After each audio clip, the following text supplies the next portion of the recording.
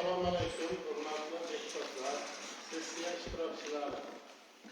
Xalq deputatlari tuman kengashining navbatdagi 7-chaqiriq 21-sessiyasida 25 nafar deputatlardan 20 nafari ishtirok etmoqda. 5 nafari uzrli sabablarga ko'ra ishtirok eta olmayapti. Shuningdek, bugungi sessiyada tuman hokimi o'rinbosarlari, tumandagi korxona va tashkilot rahbarlari, ommaviy axborot vositalari vakillari ishtirok etishmoqda. Sessiya o'z ishini boshlash vakolatiga ega. Xalq deputatlari tuman kengashining navbatdagi 21-sessiyasini ochish to'g'risida taklif kiritaman. Xalq deputatlari tuman kengashining navbatdagi 21-sessiyasi ochilsin degan taklifni ma'qullagan deputatlarni qo'l ko'tarib tasdiqlab berishingizni so'rayman. Rozilar? Rahmat. Qarshilar? Yo'q. Betaraflar? Yo'q. Bir ovozdan ma'qullandi. Xalq deputatlari tuman kengashining navbatdagi 21-sessiyasini ochiq deb e'lon qilaman.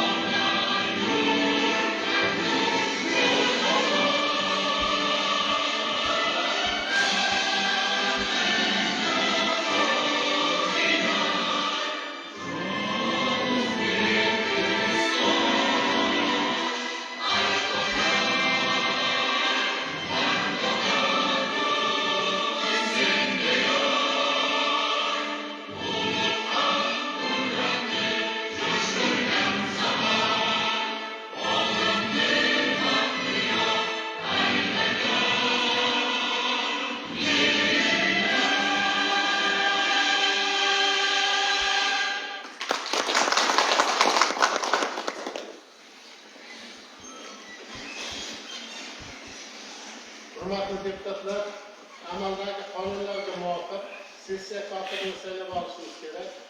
Sessiya kotibi etib 17-Tomayrot saylov okrugidan saylangan deputat Xudoyberdiyeva Husniya Bo'riboyevani taklifini kiritaman. Boshqa takliflar bormi? Bo'lmasa ushbu taklif ovozga qo'yaman. Xudoyberdiyeva Husniya Bo'riboyevna sessiya kotibi etib saylansin degan deputatlar qo'l ko'tarib ovoz berishlaringizni so'rayman. Rozilar? Rahmat. Qarshilar? Yo'q. Betaraflar? Yo'q. Bir ovozdan ma'qullandi. Marhamat, Husniya Bo'riboyevna belgilangan joyda ishga kirishingiz mumkin.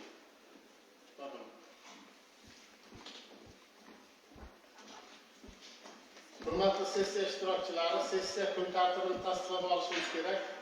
Sessiya kun tartibiga kiritilgan masalalar har biringizning qo'llaringizga tarqatilgan. Kun tartibi bo'yicha boshqa takliflar, fikr mulohazalar bormi? Yo'q. Bo'lmasa qo'l ko'tarib munosabat bildirishlaringizni so'rayman. Rozilar? Rahmat. Qarshilar? Yo'q. Betaraflar? Yo'q. Bir ovozdan tasdiqlandi. Kun tartibi bir ovozdan tasdiqlandi. Kun tartibiga kiritilgan masalalar xalq deputatlari tuman kengashi doimiy komissiyalari tomonidan tegishli tartibda o'rganib chiqilgan, muhokama qilingan va sessiya kun tartibiga kiritilgan. Hurmatli deputatlar, sessiya ish reglamentini tasdiqlab olishimiz kerak. So'zga chiquvchilar uchun 5 daqiqagacha, ma'lumotlar uchun 3 daqiqagacha, muhokama etish uchun 10 daqiqagacha. Sessiya reglamenti bo'yicha boshqa takliflar bormi? Yo'q. Bo'lmasa qo'l ko'tarib munosabat bildirishni so'rayman. Rozilar? Rahmat. Qarshilar yo'q, betaraflar yo'q. Sessiya ish reglamenti bir ovozdan tasdiqlandi. Hurmatli deputatlar, sessiya ishida ovozlarni hisoblash, ovoz berish natijalarini aniqlash va nizoli masalalarni hal etish uchun deputatlar orasidan sana komissiyasi tuzib olishimiz kerak. Sana komissiyasi raisligiga 9-Botman saylov okrugi deputati Turdiyev Zoir Ahmadqulovich, a'zoligiga 15-Toshshovul saylov okrugi deputati Dehqonova Fatima Jonizak qizi, 14-Obod saylov okrugi deputati Shamsiyev Jasur mardi qilmishlarining ta'kidlari kiritilmoqda.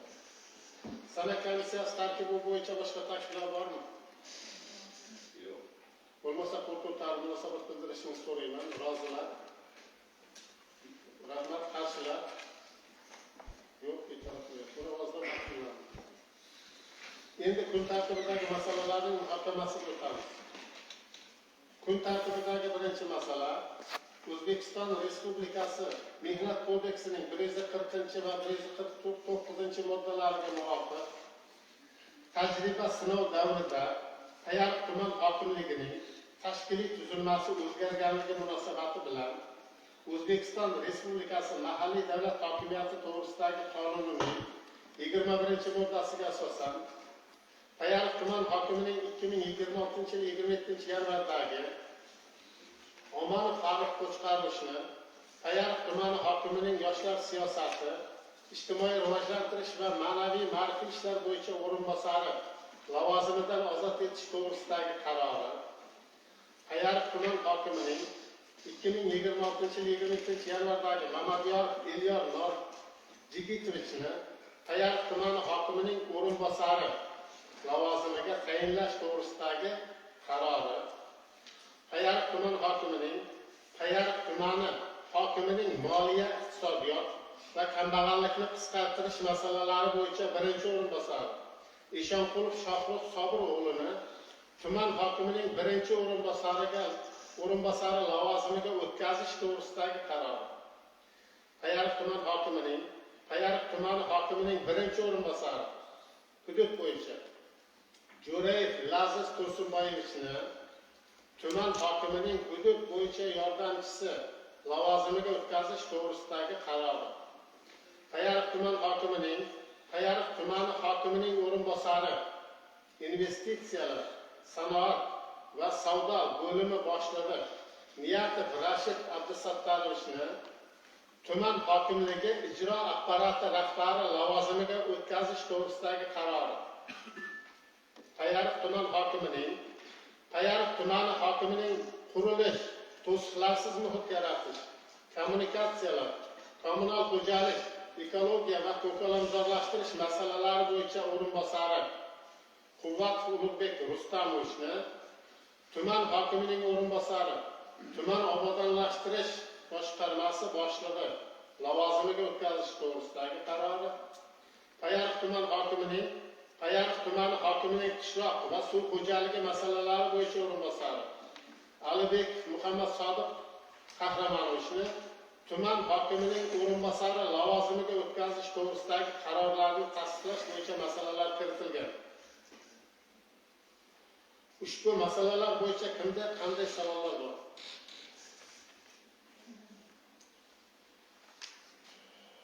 Albatta Biz yangi bir sharoitda, yangi O'zbekiston sharoitida mana shu yangi o'rinbosarlik, yangi lavozimlarga kelayotgan mana shu tumandoshlarimizni ishlariga omadlar tilaymiz. Bu bo'yicha ushbu masala yuzasidan so'z tuman kengashi doimiy komissiyasi raisi Lola Jamalovaga beriladi. Marhamat.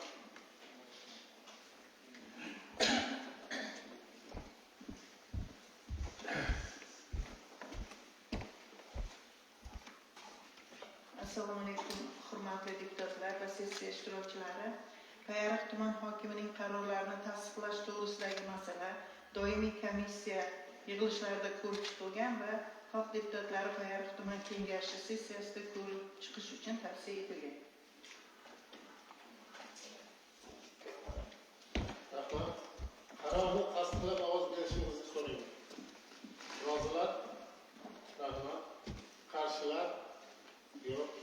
Betaraflar yo'q. Bir ovozdan ma'qullandi. Tasdiqlandi. Kun tartibidagi ikkinchi masala. O'zbekiston Respublikasi Oliy Majlisi Senatining mahalliy hokimiyat vakillik organlari faoliyatini kuchaytirishga ko'maklashuvchi komissiyasining 2026 yil 26 yanvardagi xatiga asosan xalq deputatlari tuman kengashi va doimiy komissiyalarining 2026 yilga mo'ljallangan ish rejalarini tasdiqlash to'g'risidagi masala kiritilgan. Ushbu masala bo'yicha kimda qanday savollar bor? Yo'qmi?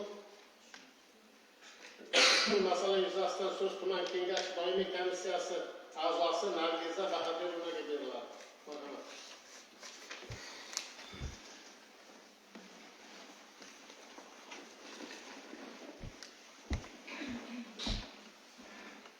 Assalomu alaykum, hurmatli sessiya ishtirokchilari. Xalq deputatlari tuman kengashi va doimiy komissiyalarining 2026 yilga mo'ljallangan ish rejalari to'g'risidagi masala doimiy komissiyada ko'rib chiqilgan va xalq deputatlari tuman kengashining sessiyasi kun tartibiga kiritish bo'yicha tavsiyalar berildi. Rahmat. Qarorni tasdiqlab ovoz berishingizni so'rayman. Rozilar? Rahmat. Qarshilar? Yo'q. Betaraflar? Yo'q. Bir ovozdan tasdiqlandi. Kun tartibidagi uchinchi masala. Tumanda 2025 yil davomida qonuniylikni mustahkamlash, jinoyatchilikka va huquqbuzarlikka qarshi kurashishni tashkil etish, fuqarolarning huquq va manfaatlarini himoya qilish yuzasidan amalga oshirilgan ishlar to'g'risida tumanimiz prokurori Valiyev Asror Hamzayevichning axboroti to'g'risida. Marhamat. Asror Hamzayevich.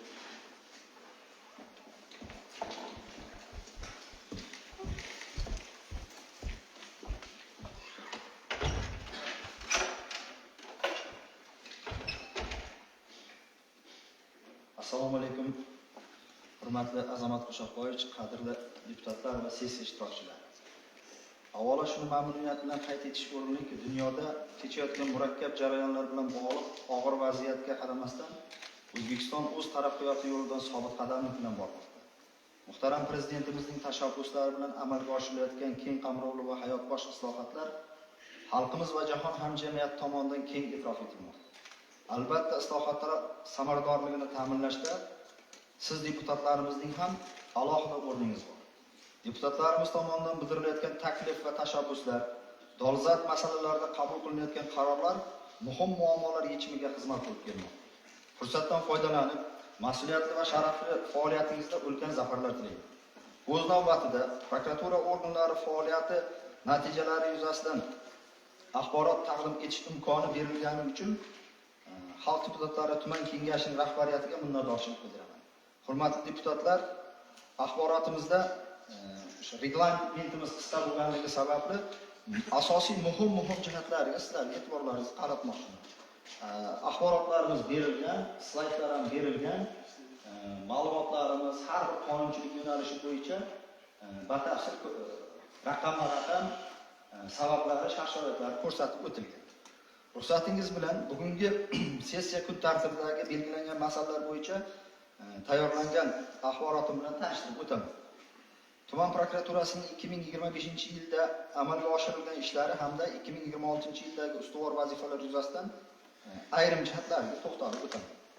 tuman prokuraturasi organlari tomonidan hududlarda qonun ustuvorligini ta'minlash, fuqarolarning huquq va erkinliklarini, jamiyat va davlatning qonun bilan qo'llaniladigan manfaatlarini himoya qilish, jinoyatchilik va huquqbuzarliklarning oldini olish borasida o'tgan yilda muayyan ishlar amalga oshirildi. Davlatimiz rahbari tomonidan prokuratura organlariga xalqimizning farovon turmushi va osoyishtaligini hamda bandligini ta'minlash, ijtimoiy muammolarni hal qilish borasida qator muhim vazifalar yukladi.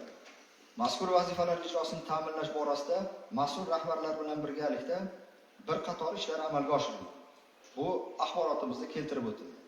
Aynan shu vazifalarni bajarishda tumandagi qonuniylik ahvol natijalarini raqamlarni siz e'tiboringizga havola qilmoqchiman. Tumandagi turli sohalarda jami 104 ta o'tkazilgan tekshirish va tahlillar natijasida 4044 ta qonun buzish holatlari aniqlanib, 1190 ta prokuror nazorati hujjatlari qo'llandi. Buning natijasida 1706 nafar shaxslarning, shu jumladan 403 ta yuridik shaxslarning huquqi tiklandi. Mana shu raqamlarning ko'lami kattaligi va kengligidan tumandagi qonuniylik ahvoli naqadar bugun siz bilan bizni tashvishga solishi ko'rinib turibdi. Fuqarolik ishlari bo'yicha sudlarga 322 ta 784 million so'mlik va iqtisodiy sudlarga 4 ta 205 million so'mlik, jinoyat ishlari bo'yicha sudlarga 4 ta 741 million so'mlik da'vo arizalari kiritilib, da'vo talablari qanoatlantirildi. Shu bilan birga yoshlar siyosati hamda xotin-qizlar huquqlari aholini ish bilan ta'minlash, mehnatni muhofaza qilish, sog'liqni saqlashga oid bir qator ijtimoiy qonunchilik ijrosi ustidan ham samarali ishlar tashkil qilindi. Shundan xotin-qizlarning huquqlarini himoya qilish borasida amalga oshirilgan ishlarimiz natijasida mana e'tiborlaringizga bitta raqamga qaratmoqchiman. 287 ta holatda ta'ziq va zo'ravonlikka uchragan xotin-qizlarga orderlar berildi, o'tgan yilga nisbatan 161 taga ortdi. Bu aslida bunday ko'rinishdan ta'ziq va zo'ravonlikka uchragan xotin-qizlarimiz salmog'i ko'pligini ko'rsatyapti. Aslida bu har bitta shu mezon talabiga tushadigan holatlarni biz ro'yxatga olib, aynan xotin-qizlarni zo'ravonlikdan, ta'ziqdan himoya qilish maqsadida bu himoya orderlarini berib, bugungi kunga kelib ularning huquqlari to'laqonli himoya qilib berdi. Lekin shunga qaramasdan bu davrda 26 ta holatda xotin-qizlarimizga nisbatan ta'ziq va zo'ravonlik bilan bog'liq bo'lgan jinoyatlar sodir etilishiga imkoniyat yaratib berdi. Iqtisodiy sohadagi qonunchilik ijrosi yuzasidan ham bir qator ishlar amalga oshirildi. Shu raqamlarni aytadigan bo'lsak, tumanda istiqomat qilayotgan 275 ming aholining 195 ming nafar yoki 71% markazlashgan ichimlik suvi bilan ta'minlanganligi, bu faqat ichimlik suviga bog'lab aytayapman. Bu ko'rsatkich ham sifatli deb aytib bo'lmaydi. Sababi bu aholimizga xizmat ko'rsatayotgan 127 ta suv quduqlarimizning 57 tasi bugun rekonstruksiyaga muhtoj. Mana shuni o'zi ham ko'rsatadiki, bizda ichimlik suvini ta'minlangan aholimiz ham yetarli darajada ichimlik toza va ichimlik suvi bilan uzluksiz ta'minlash holatlariga erishganmiz. 2025-yilning 1-yanvar holatiga suv ta'minot korxonasining debitor qarzdorligi 243 millionni tashkil qilgan. 25-yil yakunida bu 219 millionga tushdi. Yil davomida faqatgina shu 24 million so'mga kamaytirilishi erishildi. Bunga suv ta'minoti korxonasiga biz 72 ta da'vo arizalarini kiritishda yordam qildik va 100% debitor qarzdorlikni qamrab olish choralarini ko'rdik. Lekin hali bu fuqarolarimizdan undirishi ta'minlangan emas. Shu o'rinda bir jihatni sizlarga bir aytib o'tmoqchiman. Bugungi kunda suv ta'minot korxonasini qariyb 9 milliarddan ortiq faqat elektr energiyadan bo'lgan qarzdorlik. Raqamlarga qaraydigan bo'lsak, debitor qarzdorligi faqatgina 243 millionni tashkil qilgan. Yil yakuniga bu 219 millionni tashkil qilgan. Mana o'rtadagi tafovut juda katta bo'lganligi sababli biz hozir o'rganish o'tkazyapmiz.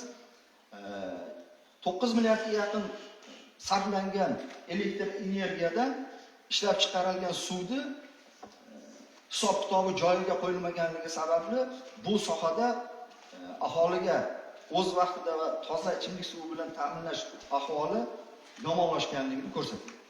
Bu nasib bo'lsa, kelgusi axborotlarimizda bu haqida ham to'xtalib o'tamiz.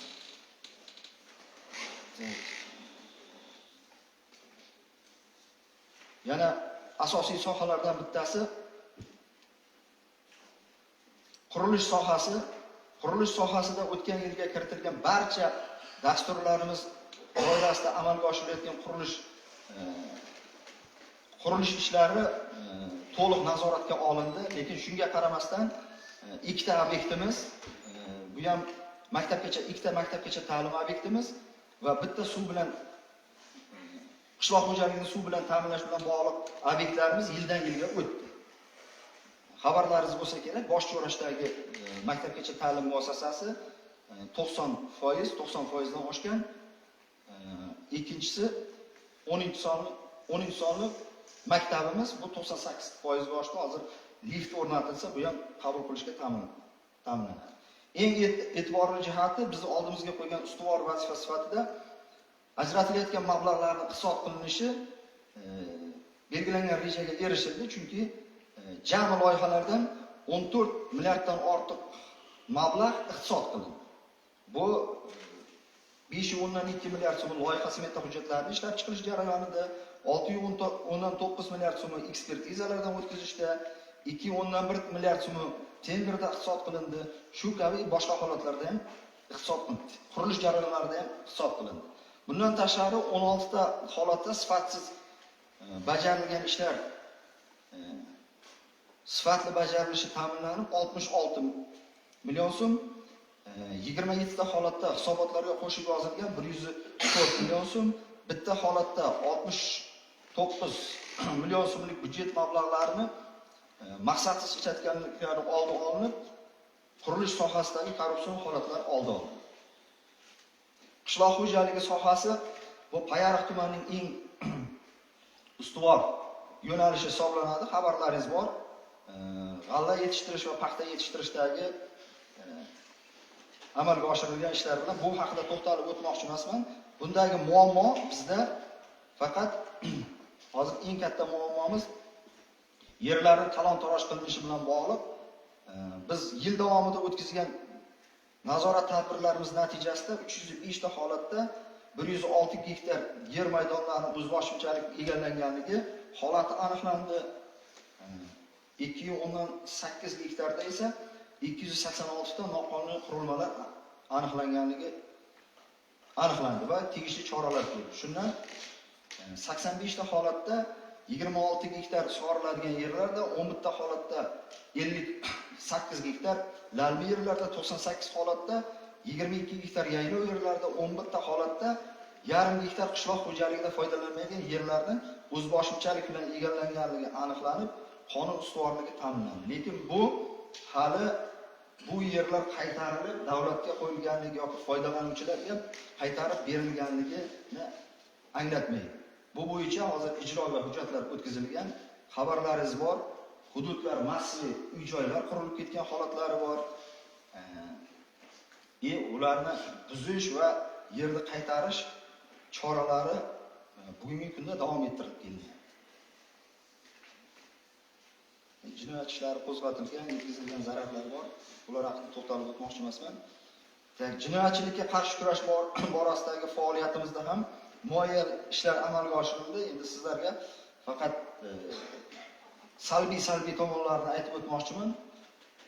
Qilingan ishlarga qaramasdan jinoyatchiligimiz 35% ga oshdi. Mahalla jinoyatlarimiz ham oshdi.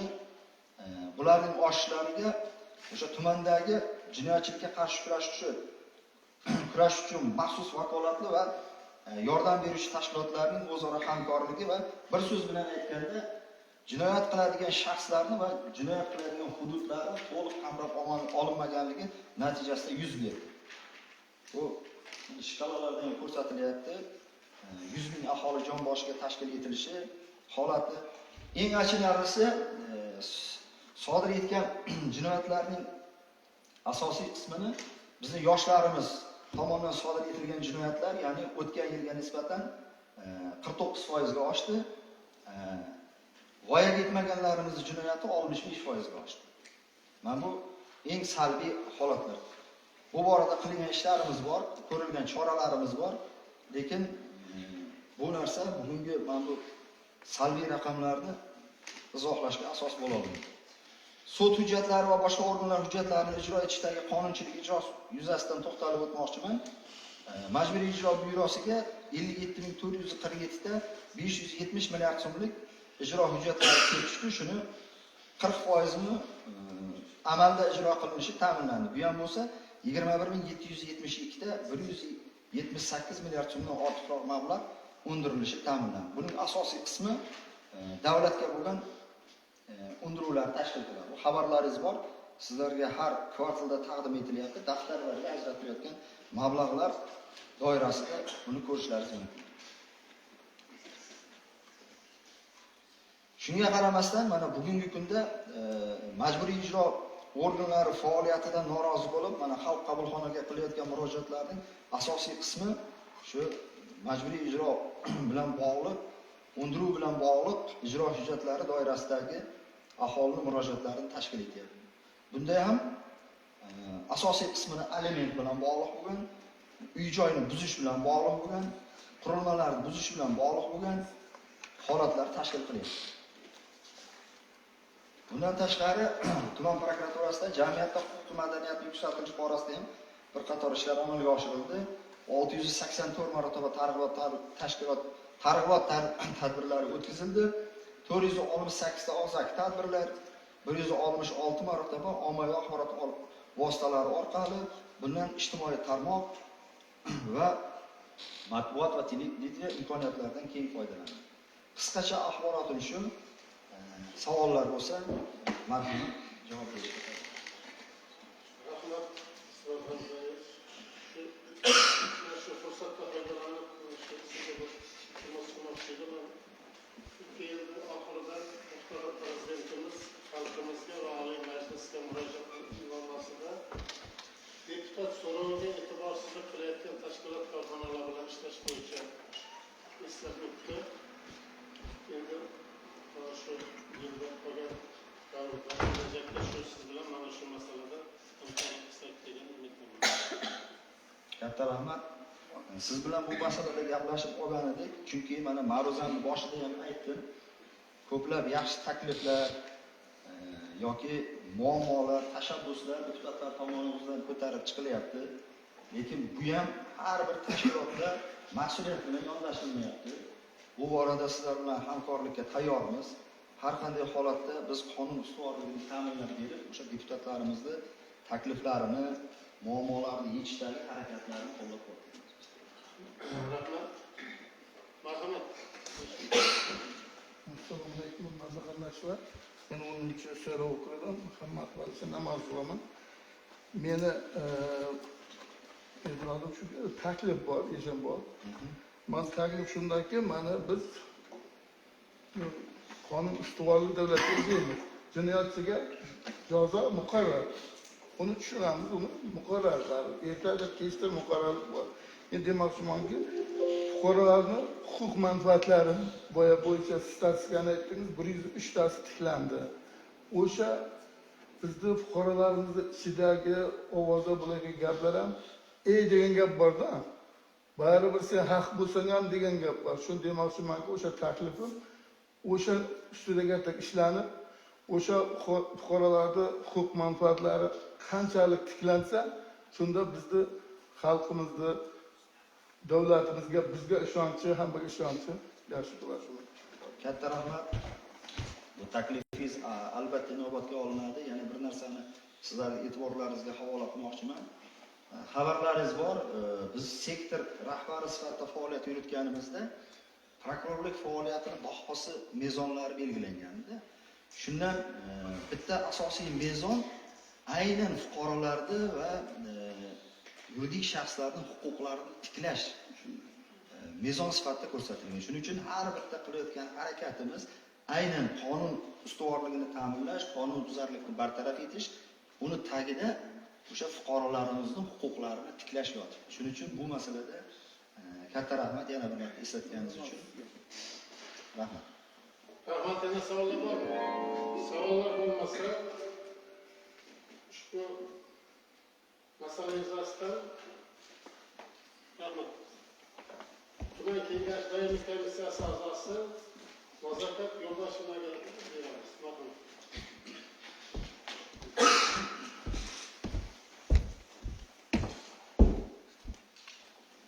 Assalomu alaykum sessiya ishtirokchilari.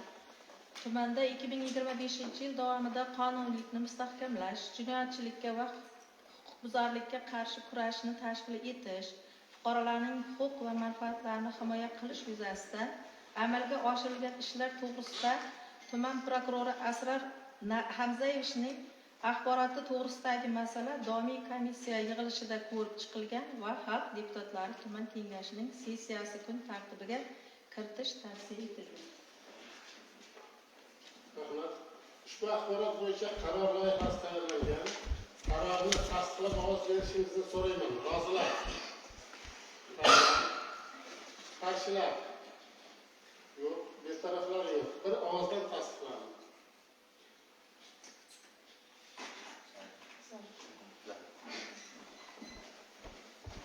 Kun tartibidagi 4-masala 2025-26 yillarda kuz-qish mavsumida betalofat o'tkazish bo'yicha amalga oshirilayotgan ishlar to'g'risida tuman hokimi o'rinbosari Quvvatov Ulug'bek Rustamovичning hisoboti to'g'risida. Marhamat.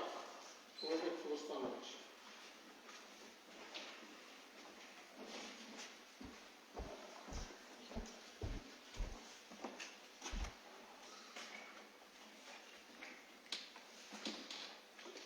Assalomu alaykum, hurmatli Azimat Qo'shbog'ich, hurmatli deputatlar, sessiya ishtirokchilari. 2025-26-yillarda kuz-qish davrida amalga oshirilgan ishlar to'g'risida qisqacha hisobot berib o'taman.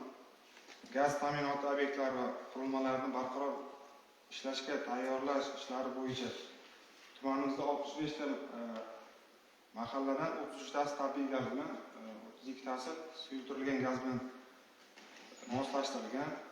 Ushbu mahallalarda 59.248 ta iste'molchi bo'lib, shundan 17.911 tasi tabiiy gaz bilan, 17.262 tasi ulgurji iste'molchilar bilan, 41.807 tasi esa suyultirilgan gaz iste'molchilari hisoblanadi. Payariq tumanidagi tabiiy gaz iste'molchilarini bir maromda tabiiy gaz bilan ta'minlash uchun 4 ta Payariq 1, Payariq 2 yangi qurilma Shimoliy Greslar orqali tabiiy gaz olinib, tumandagi mavjud yuqori bosimda 98 dona va o'rta bosimda 480 dona, o'rta bosimda jami 578 dona gaz taqsimlash qurilmalari soz holatda aholi va ijtimoiy soha obyektlariga bir me'yorda tabiiy gaz yetkazib berish ta'minlandi.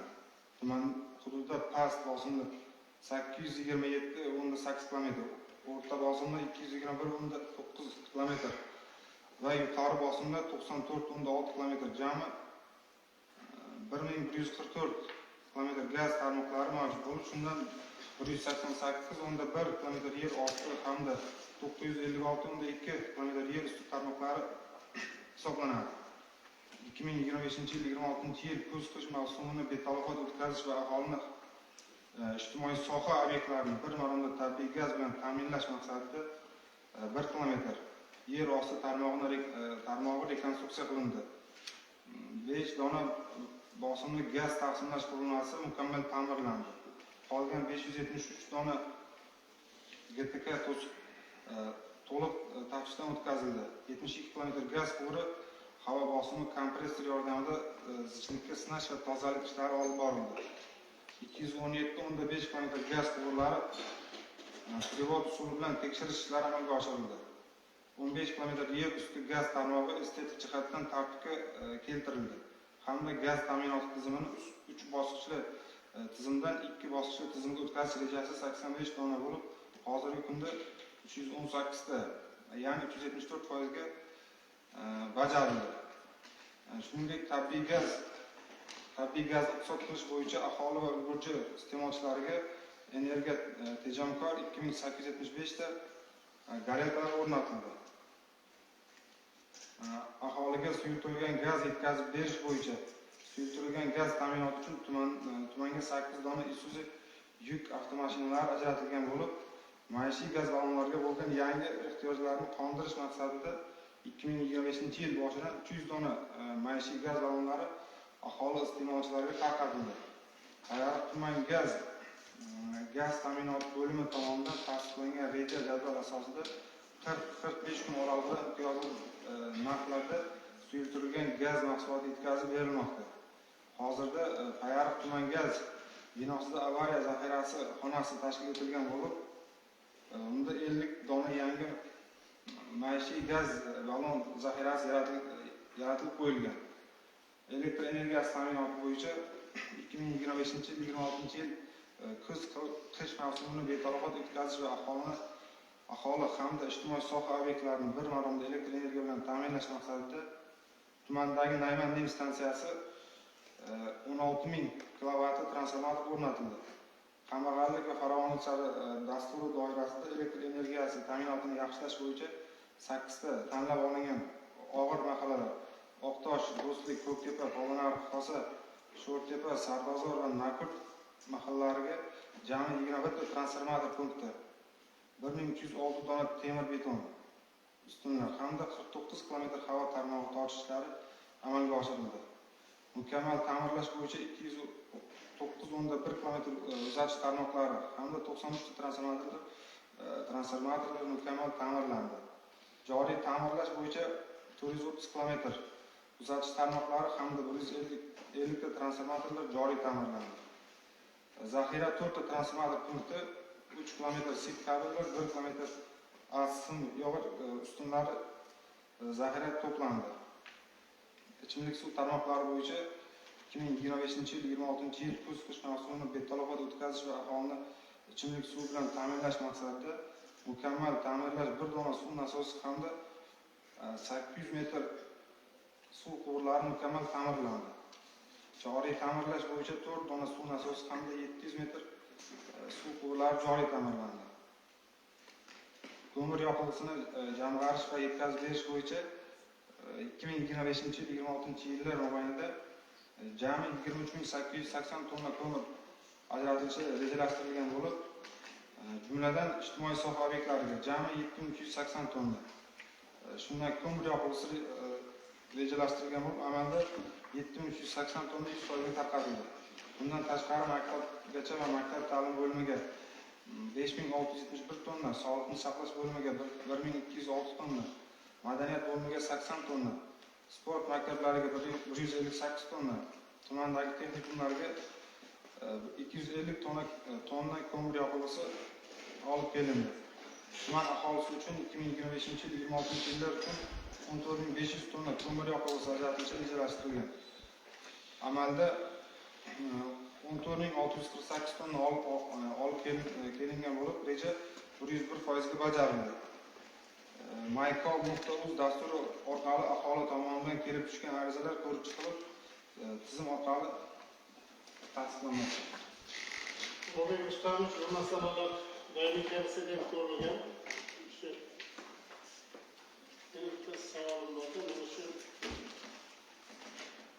hamma sohani bugungi kunda juda muhim soha edi. Xalqimizda kuz-qish mavsumidan betalofat chiqishi. Mana suv masalasida qarzdorlik oshyapti dedi hurmatli prokurorimiz. Har bir soha bo'yicha kelib chiqadigan salbiy holatlarni oldini olish uchun qandaydir chora-tadbirlar ko'rib borilyaptimi? Masalan, ertaga martda yana boshqa bir soha bo'yicha nima bo'ladi? Gaz ballonlar masalasi yoki boshqa. Oldindan shularni oldini olib, chora-tadbir belgilash bo'yicha qanday ishlar qilyapti? Shu bo'yicha ikki oz aytib Prezidentimiz topshirig'i bor. Aziz Mustafovic, bu prokuratura shtab tashkil qilingan. Tumandagi shu debitor qarzdorlikni kamaytirish bo'yicha bu elektr energiyasi, gaz, suv, chiqindidan qarzdorlikni kamaytirish bo'yicha doimiy ish olib borilyapti.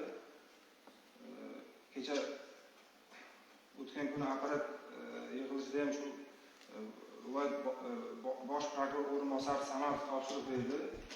Shu energiyani saqlash, tejash, ichimlik suvidan noqonuniy foydalanish, toza hudud masalalari kamaytirish yuzasidan shu topshiriqlar berdi, shu muntazam ish olib boriladi. Rahmat. Hurmatli deputatlar, kimda savol bor? Deputatlar, 5-chi Samarqand saylov okrugidan saylangan deputat Basman Sadashimdan beraman. Mana shu aynan biza deputatlarga ko'proq mana shu transformatorlardan, elektr toklaridan ko'proq murojaatlar tushadi. Men so'rayotgan sizdan savolim mana shu Nayman qishlog'i nimada 56-yil transformator qo'yilgan va ma'lumot berishcha mana shu xalq o'sish natijasida kuchlanish yetarli emas. Mana shu Nayman qishlog'iga transformator qo'yishda qanday yordam bera olasiz? Birinchisi, yana ikkinchi savolim bor. Boshqargan fuqarolar yig'inida ham juda katta muammo bor. Talabalarda o'sha o'tadigan toklar juda ham past qilib o'tilgan qo'l bola sifatida. Ular ham ko'p murojaat etgan, shu masala ham umuman hal bo'lmayapti. Shu masalada ham bizga yordam bersangiz. 2025-yilda 8-oktyabrda Prezidentimizning 298 sonli qarori qabul qilindi. Mazkur qarorga asosan 165 kilometr elektr shu sit kabellar ta'mirlanishi belgilab olindi. Bundan tashqari 49 dona TP transformator o'rnatilishi belgilangan. 298 sonli qaror asosida. Joriy yil 26-yil. Deputatımızda etkin mahallalardan e'tibor beramiz. Shunday. Rahmat. Yana kim? Assalomu alaykum. Men 8-o'rta saylov okrugidan Shakar Batul bo'laman. Nasrda toliblikda yashaganimiz sababli hozir kunda saylovimizda silkib boshladi. Shu Qo'rto'si mahallasi 34-maktabda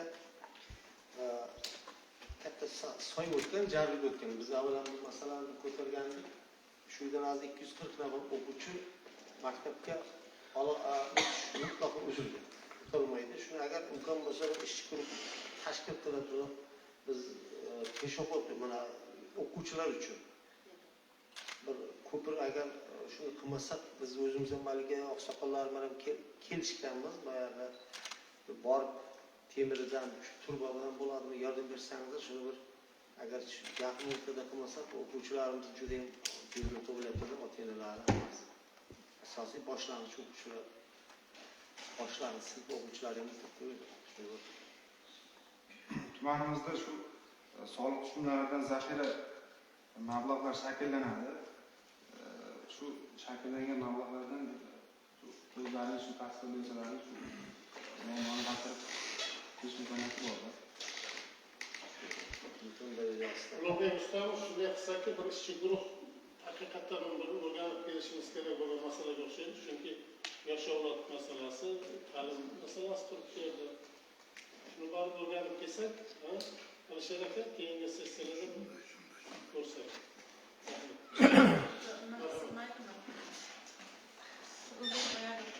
Qo'shimchada mana Nayman qishlog'iga o'sha transformator masalasida Al-Buxoriyda shu qo'shimcha transformatorlar borligini bildik. Mana shu transformatorlar hech bo'lmaganda mana shu Nayman qishlog'ida bitta joyga o'shandan qurib berishning iloji bormi? Yo'q, Imom Buxoriy majmuasida transformator zaxirasi yo'q, lekin beton simyog'ochlar bor, zaxiramizda bor. Imom Buxoriy shaharchasining butun shaharcha hududidagi tarmoqni yer ostiga o'tkazildi Imom Buxoriyda. Endi beton ustunlarimiz bor, ortiqcha tepimiz yo'q, lekin shu mana shu 298 sonli qarorda bizlar tuman elektr tarmoqlari korxonasi bilan qaysi mahallada qanaqa muammo bor, simyog'ochmi yo tarmoqmi yo transformatormi, biz har bitta 65 ta mahalla bo'yicha kartasini qilganmiz, ishlaganmiz. Shu bo'yicha 298 sonli qarorga taklif berganmiz. Lekin o'sha nimani ko'rdimda, shu Nayman qishlog'iga transformator rejaga qo'yilmadi. Mana shu masalada bir o'rganib chiqsangiz. o'rganish uchun chaqirib beramiz. Yozib oldingiz. Marhamat. Bor, qo'yilgan. Ikkita tilda qo'yilgan. Qo'yilgan 6-5 ta mahalla o'rganilgan. 8 ta mahallaga dasturda Tohir Shayxon bor. Marhamat. Assalomu alaykum. Men 16-chi mustaqil o'quvchilar Telenor deputatlar tomonidan o'zingizga ma'lumki, tuman hokimimiz birinchi guruh kelganda aholilar barcha 65 ta mahalla aholilarida aholiga uchrashganda elektr kabellar tortish bo'yicha noyabr oyida bu narsa nihoyasiga yetadi. Lekin haligacha o'sha ishlar elektr kabellarni tortish yakuniga yetmadi. Qachon amalga oshiriladi? Xalq so'raydi. Tayyor kabellar bor, buni tortib berish kerak. Qaysi mahalla? Umrzo'bek mahallasida, Qumchiq mahallasida ham bor, tayyor kabellarni tortib berish. Qarshini boshlangan telefon quramiz. Ulgurmayapmiz deydi, lekin xalq buni so'rayapti. Bajaringlardi. Umrzo'bek mahallasida shu viloyat xalq deputatlari kengashining 192-sonli qarorida, ya'ni Zardo tajribasida Umrzo'bek mahallasida elektr tarmog'i yangilanadi. Tepa transformator o'rnatiladi. Hozir siz aytgan ana joyiga borib ko'rib o'rganib, tez orada joyga taqdim beramiz. Reklama, Umrzo'bek san'at sog'liqlaniga.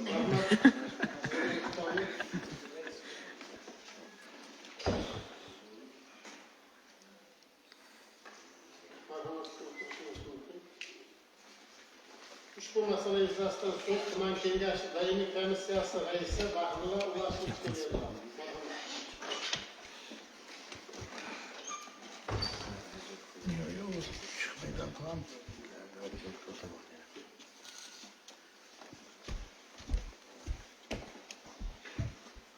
Assalomu alaykum, hurmatli deputatlar. 2025-26 yillarda kuz-qish mavsumida betonofat o'tkazish bo'yicha amalga oshirilgan ishlar to'g'risida tuman hokim o'rinbosari Ulug'bekov hisobot to'g'risida masala doimiy komissiya yig'ilishida ko'rib chiqilgan va xalq deputatlar tuman kengash sessiyasi kun tartibiga kiritish tavsiya etildi. Rahmat.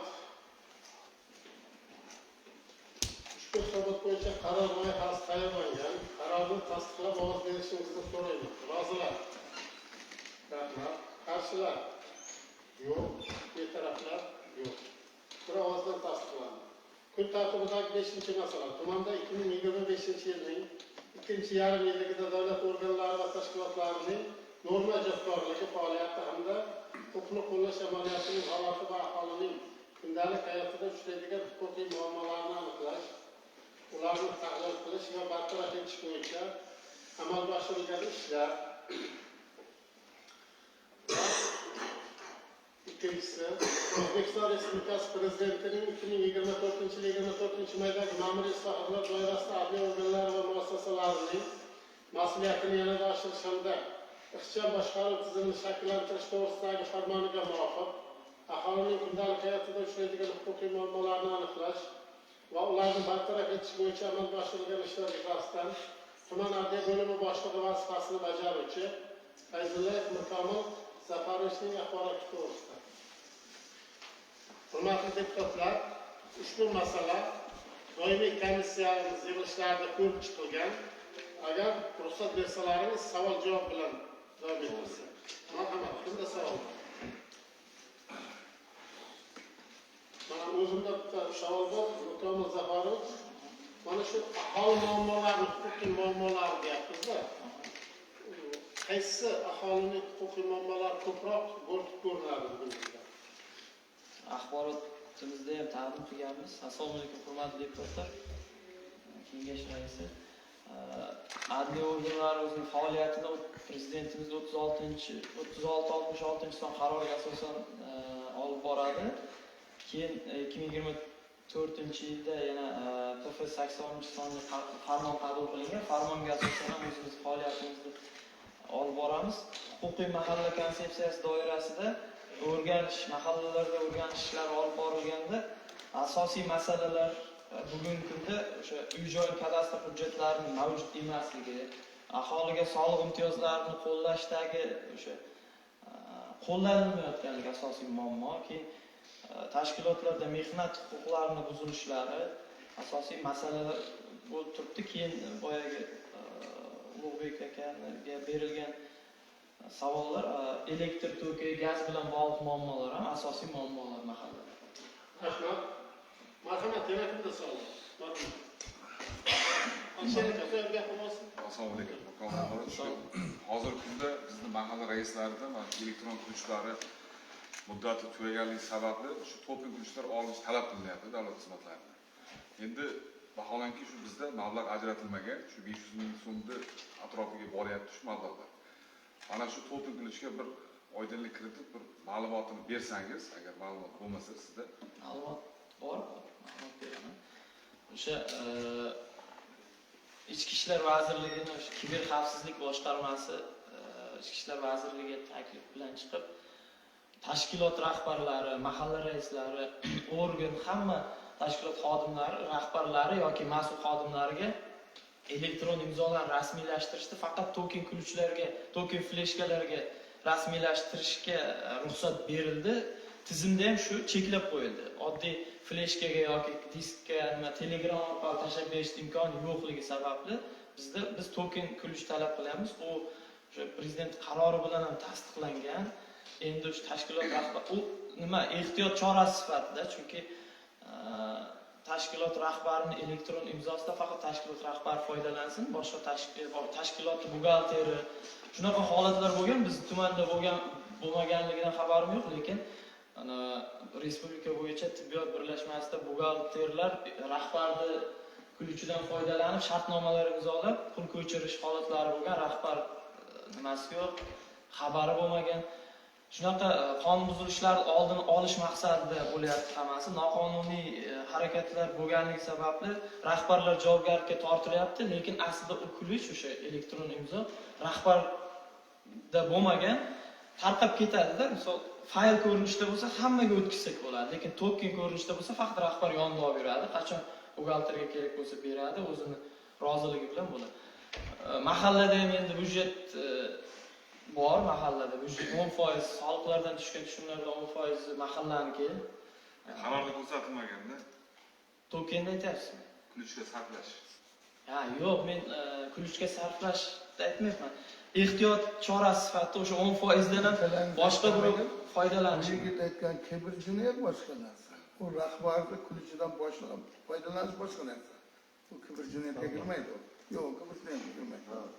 Ya, u ham jinoyatda baribir. Jinoyat kibr jinoyatga kirmaydi. Kibr jinoyatga kirish uchun asos nima? Noma'lum shaxs. Foydalanish bu kibr jinoyat. Bu noma'lum shaxs emas. Manfaatidan foydalanib. Bu boshqa narsa. O'sha kiber xavfsizlik boshqarmasini taklifi bilan ko'rib chiqilganda bu o'sha token kuluvchilarga qo'yilishi. Bizda cheklov bor, imkoni yo'q. Token fleshkadan boshqa fleshkalarga tashlab bera olmaymiz. Shunday bo'ldi. Yana savol bor?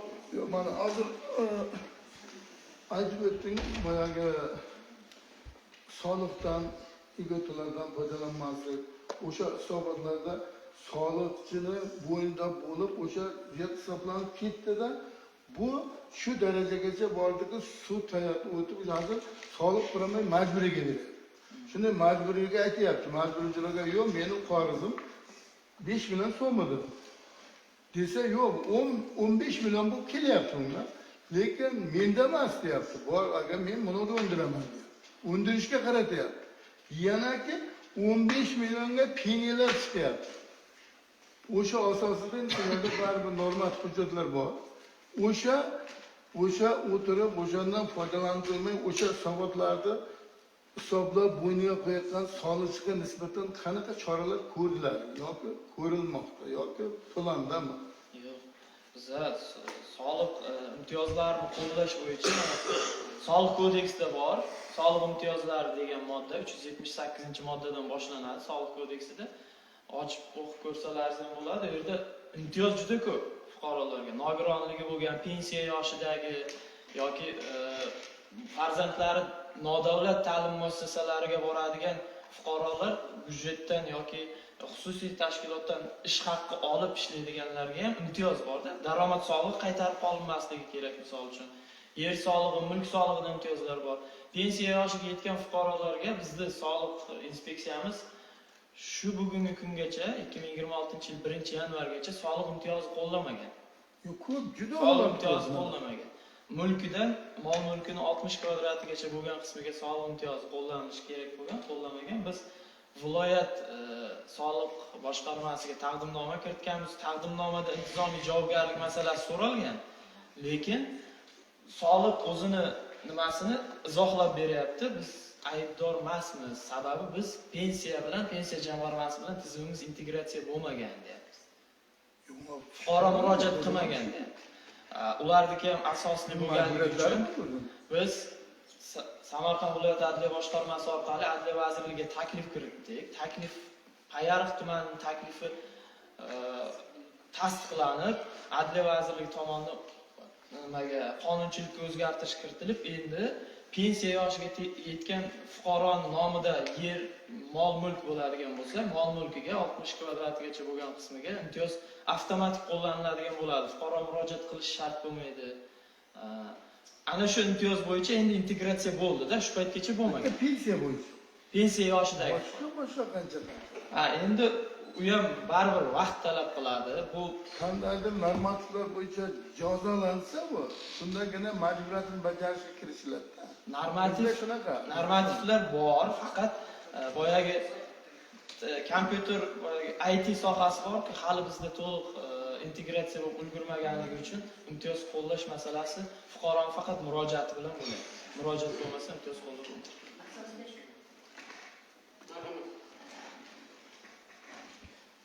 Assalomu alaykum, hurmatli sessiya ishtirokchilari. Men O'zbek deputat Shakar Farruxo'man. Mamlakatda Alshar aka bergan savoliga men ham javob berib o'tib ketaman. Siz o'sha birga yuribsiz-ku, hozirgi holatda Ahmad Yassayev mahallaning Gulzor yurtida imunda mana shu masala bo'yicha soliqda 3 karra hisoblayapti. Ular e'tirof dasturiga tushganda 3 karra hisoblab olyapti-da. Chunki egalik huquqi yo'q. Shu bugungi kungacha o'zboshimchalik bilan egallab turilgan yer hisoblanyapti-ku, hozir egalik huquqi chiqadigan qarorda ham o'shanda chiqyapti. Ular kengash viloyat deputatlari ham shu narsani tasdiqlab beryapti. Masalan, viloyat bilan viloyat tuman umumiy qilib beradi. Biz o'zimiz hayotlikni ajratib olamiz. Masalan, mahallamizni. Tumanda o'zi ikkita mahalla hozir asosiy o'tib, egalik huquqi chiqyapti, qarorlar chiqyapti. Boya imtiyoz degan joylariga mana shu egalik huquqi chiqqandan keyin shartnoma qiladi, hokimiyat qurilish bo'limi shartnomasi qilib, shartnomadan keyin shu yagona darajaga boradi, ro'yxatga o'tkazgandan keyin imtiyozlar qo'llaniladi. Ungacha qo'llanilmaydi. Shunday, egalik. 3 karra degani, ya'ni o'sha soliqchi mana bizlar juda ham qiynaldik soliq masalasida o'tgan yili, chunki imunda bizlarga xatlovdan o'tdida 3 karra hisobladi, odamlar to'g'risi yig'lab. Masalan 1 million 5 karra bizga 3 karra asosiy hisoblandi. Masalan 1 milliondan olmay to'laydigan, yilma-yil to'laydigan bo'lsa, yer mol mulk solig'iga imunda mana shu yil xatlovdan o'tgandan keyin endi qaror chiqish uchun 3 million kerak bo'lsa 19 millionlab to'laydi odamlar. To'g'ri. Endi u soliqni o'zini tizimida qanday qoladi, u bizga qorong'u bu narsa. U haqiqatan qaror bilan kelganmi yoki o'zidan o'zi chiqqanmi? Mash tarafiga aniq qilib bersangiz, sal qo'shimcha qilib bersangiz, agar sizda shu ma'lumot bo'lsa, bu lekin haqiqatan ham 3 karra hisoblanyapti. Ma'lumot bormi endi? Soliq kodeksida haqiqatda noqonuniy egallangan yer, mulklar uchun 3 yil orqaga qaytib 3 karra soliq hisoblash moddasi bor, norma bor-da, lekin bitta narsaga e'tibor berishimiz kerak. Yerda soliqchilar e'tibor qilmayotgan narsa, men shu o'zimni axborotimda oxirida taklifim ham bor edi, hozir aytib o'tib ketaman deputatlarimizga. Soliq noto'g'ri hisoblayapti, buni ochiqcha aytaman. Sababi noqonuniy egallangan yer, mol mulkka nisbatan 3 karra soliq hisoblash mumkin. Lekin qishloq joylarda, shahar joylarda degan narsa bor, mana yerlarni noqonuniy egallash. Shahar joylarda hozir mana o'zimiz tumanda qayerda 12 sotikgacha bo'lgan yerni noqonuniy egallab olsak, 12 sotikdan noqonuniy egallab olsak emas, egallab yashab kelyapmiz. 15 yildan ortiq biz o'shani tasarruf qilib, solig'ini to'lab kelyapmiz. Lekin 12 sotikdan 1 sotik oshadi, 13 sotik bo'ladi. Men yerim misol uchun 13 sotik bo'lsa, soliq 1 sotigiga 3 karra hisoblash kerak-da. Hozir bizda soliqdan nima bo'layapti? 13 sotikni hammasiga hisoblayapti. 13 sotik to'liq hisoblayapti, to'liq 13 sotik. Birolarda 50, mana bu Nakir taraflarda 50 sotiklar, 1 gektarlar yeri bor. Men hozir sizga aytmoqchi bo'lganim, bitta deputatimiz murojaat qildi menga. Bahor mahallasida 35 million, 40 million bo'lib ketyapti. 15-20 fuqaroniki shu sizga uchrashadi. Shu bo'yicha bir amaliy yordam berishingiz kerak. Mayli, yordam beramiz. Men hozir endi gapni tugatib olay. Mana bu soliq 24 sotik, mana qishloq joylarda 24 sotikgacha mumkin. 24 dan oshgani o'sha 1 sotik oshadimi, 2 sotik oshadimi, o'shanga soliq 3 karra hisoblanishiga mumkin-da. Sizlar hozir men deputatlardan so'ramoqchi bo'lgan, soliqqa deputatlik so'rovi jo'natib, asosliligini yozma javobi bilan olib, agar asossiz bo'ladigan bo'lsa, o'sha bekor qilish imkoni bo'ladi. Biz o'zimiz harakat qilib ko'rdik, urinib ko'rdik. O'sha bekor qilishga endi faqat sud qoldi.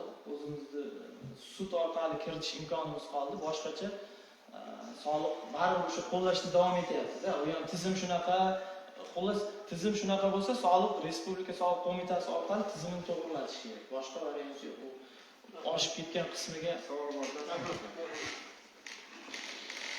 Assalomu alaykum, hurmatli ishtirokchi, sessiya ishtirokchilari. Men 14-og'ust saylovi o'tkazilgan Shamsiy Jasur Martush bo'laman.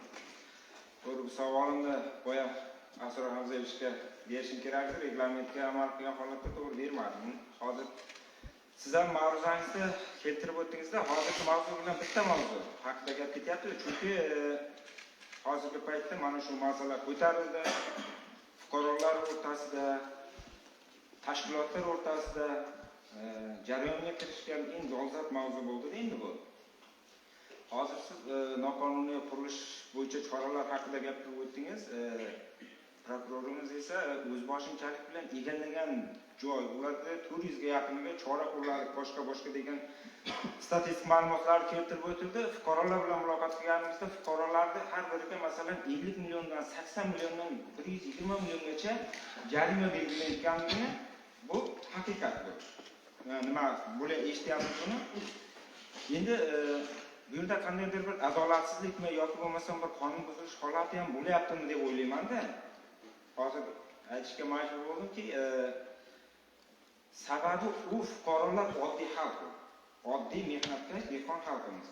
O'zboshimchalik bilan egallab noqonuniy qurilish qildi degan bir hozir so'zlar ishlatilyapti unga nisbatan. Aslida olib qaraydigan bo'lsak, u xalq hech qachon o'zboshimchalik bilan egallab olmagan degan. O'zboshimchalik bilan qurilish ishlarini olib bormagan. Qaysidir mansabdan yoki qaysidir tashkilotlar tomonidan u xatlab berilgan, metrigacha o'lchab berilgan, qaysidir qonundan tashqari holatlarda u moliyalashgan joylari ham bor buni. Bu masalan yaxshilayotgan emas. Chunki fuqaroning ham manfaatini o'ylashimiz kerak. Tashkilotning manfaatini o'ylashimiz kerak. Bitta prokuraturada 14-15 ta xodim bo'layotgan bo'lsa, bitta rahbar bo'layotgan bo'lsa, 400 ga yaqin ishni ko'rib chiqish uchun qancha mehnat sarflayapti? Demak, vaqtini asosiy qismini bugungi kunda o'shanga sarflayapti. Jinoyatchilik oshishi uchun